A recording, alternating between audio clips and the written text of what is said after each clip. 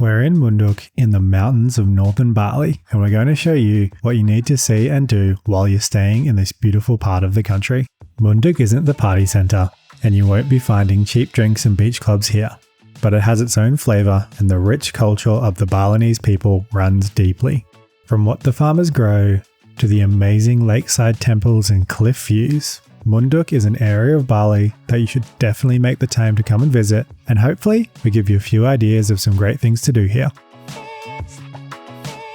So this morning we've come down to Lake Tamblingan, which is a local caldera lake, so a dormant or inactive volcano that's filled up with water. That's a very important and spiritual place for the local people, so we're going to go on a bit of a canoe around and then look at some very ancient temples that they have here.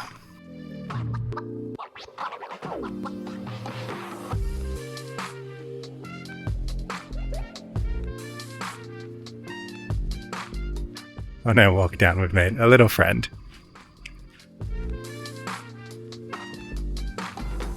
As I said before, Lake Tamblingan is a caldera lake, which is a lake that's inside the plateau of an ancient dormant volcano. Lake Tamblingan is actually one of 3 lakes that formed inside this caldera, with the other 2 lakes being Lake Buyan and Lake Bratan. Tamblingan is surrounded by dense rainforest, and what makes it so special is that archaeologists have found the remnants of a 10th century Tamblingan civilization. Because of this, the government has declared the lake and the surrounding settlements a spiritual tourism area, which protects against modern development and the destruction of the history here.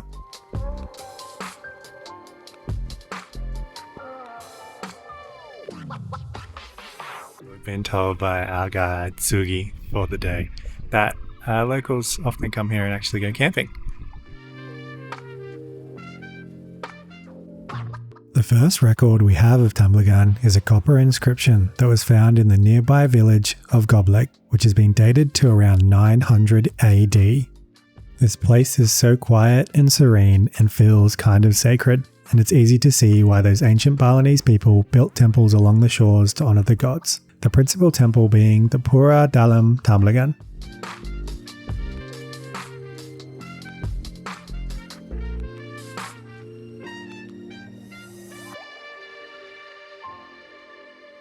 And on the shores of Lake Tamblingan, a sacred lake, you of course have a temple. Absolutely beautiful. It's unfortunately currently under some renovations, so we can't go in and have too good of a look inside, but the outside is spectacular, intricately carved, and amazingly beautiful. This temple is over 1,000 years old, and it's still maintained and used today. The Dalam temples, like Pura Dalam Tamblingan, are associated with death and the passing of things, which I think makes this location even more meaningful, as it's a place that's used to celebrate the lives of those who are no longer with us. Tim, like many temples and sacred sites in Bali, it is still an active practicing sacred area, so remember to be really respectful, follow any rules that you might see.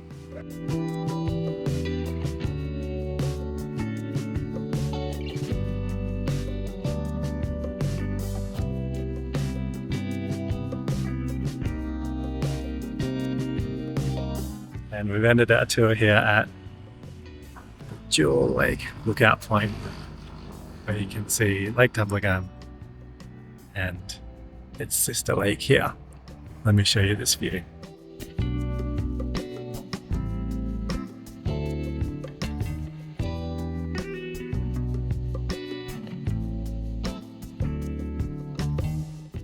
Absolutely stunning.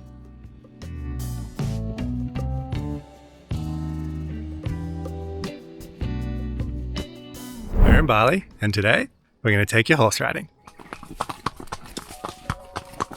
We're staying at Munduk Modding Plantation Resort, and not only is it a luxury resort to stay at, it's also an active coffee plantation. So they offer horse ride tours around the plantation and the grounds, and today we're going to go and do that.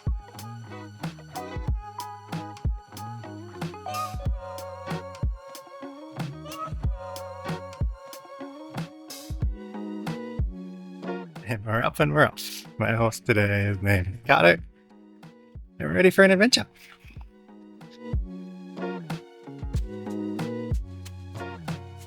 If If you've been watching the channel for a little while, you'll know that Mackenzie and I have been known to ride horses, and we jumped at this opportunity to go for a ride around the farmlands here in the mountains of Munduk. So this area is all working farms up in the mountains. It's absolutely beautiful to see. Farming in Munduk focuses on sustainable agriculture centered around coffee, cloves, cacao, some tropical fruits, as well as herbs for tea. In addition to the foods grown here, Munduk is also the primary location for growing hydrangeas, the beautiful blue-purple flowers that are used in the offerings that you see all over the islands, as well as marigolds, the bright orange flowers that symbolize purity and positivity. With horses being horses, they sometimes like to stop for a bit of a snack, but our tour guides used the opportunity to tell us why they were growing massive bamboo this high up in the mountains. And sometimes when the season to harvest the cloves, we use this bamboo to make leather. Okay. Because the clove trees now very high. I think on horseback is a great way to see somewhere new, as it puts you up a little bit higher than you'd normally be, which I think gives you a really good perspective and view out onto what's happening in the space around you. We'd come for our ride first thing in the morning, so the world was still waking up a little, and besides the odd scooter coming past, it was pretty quiet and serene. I definitely think if you have the opportunity to explore the farms around Munduk, especially on horseback, then you need to do this. So not only is it a working plantation for coffee, they do all sorts of other growing and vegetables and flowers here as well, which is absolutely amazing. And it's also situated very close to the local village, so as part of the ride you get to go through the local village, see local life from the top of a horse.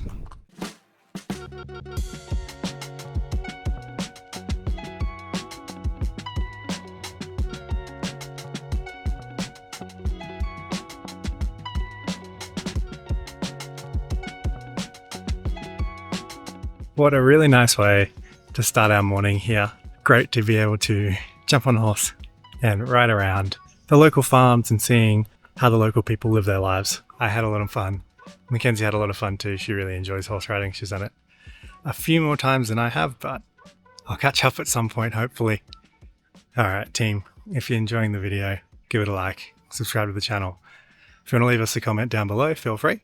Now, something that's integral to the everyday life of the Balinese is the making of offerings. The colourful little packages you see absolutely everywhere with incense sticking out of them, and often other small gifts such as a portion of food.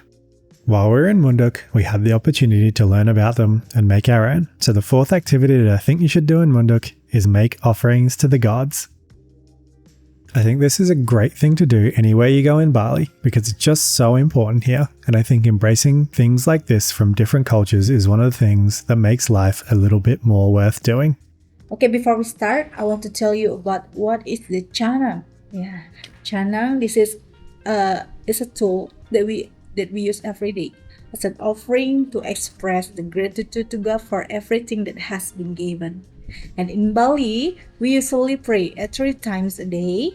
In the morning, in the afternoon, and in the evening, but depend on you, because local people in here, we very busy like a work, yeah, so we can choose between the one of the times. For the example, before or after I finish to work, I can pray maybe in the morning, or maybe after I finish I can pray in the evening, but it's depend on you. But it's good if you pray the 3 times for the day. Yeah. And the channel tools in a channel place in a certain place that are considered sacred in Bali or in Hindu religions, such as in the inside house, in the roadside, and in the yard. So you can see the many offerings in everywhere, because in Bali we have a lot of temple, and like every place have the symbol. Like in the kitchen we have the Brahma god, or symbol of the fire, or the water, symbol of the Vishnu god, or the rice, symbol of the Sri god, and the others. But we just have the one god. We call that Sang Hyang Widiwasa.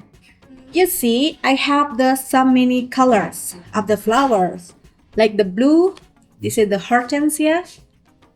The marigold for the yellow or the orange. This is for the water henna flowers, or we call that pacar galuh in Bali. Yeah, for the red color. And also this one, this is from the leaves. You know the pandan leaves?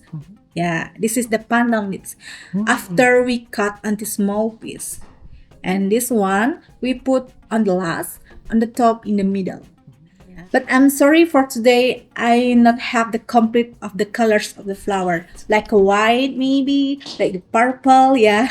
Because I just find the 3 colors of the flowers. Because this color, in Bali, we call that panca dewata, the symbol of the 5 colors. Yeah, and especially for the cardinal direction. When we put this flower on this offering, the panca dewata, panca is a 5, and dewata is the god. For the white flowers, this is a facing east, symbol of the Iswara god, or symbol of the purity. And for the red colors, this is facing south. It's symbol of the Brahma god, or symbol of the fire, like I say. Yeah. And for the yellow or the orange, this is facing west. It's symbol of the Mahadewa god, same like the white, the purity. And the blue or the purple or the pink, it's symbol facing north. It's symbol of the Vishnu god, symbol of the water. Yeah, and this one also, this is symbol of the Siwa god, on the top in the middle. Yeah, the symbol to balance the 4 colors of the flowers, to make the balance. Yeah. Okay, we can start now. Okay, yes. So we began by making the basket that the offering was going to go in. These are made fresh every single day and are made out of folded young coconut leaves that are fixed together with small needle-like portions of older dried out coconut leaves. Traditionally, these are all made entirely by hand, so that's what we're aiming to do today. Although, modern tools like knives and staplers have been incorporated into it now as people get busier in their lives working and providing for their families.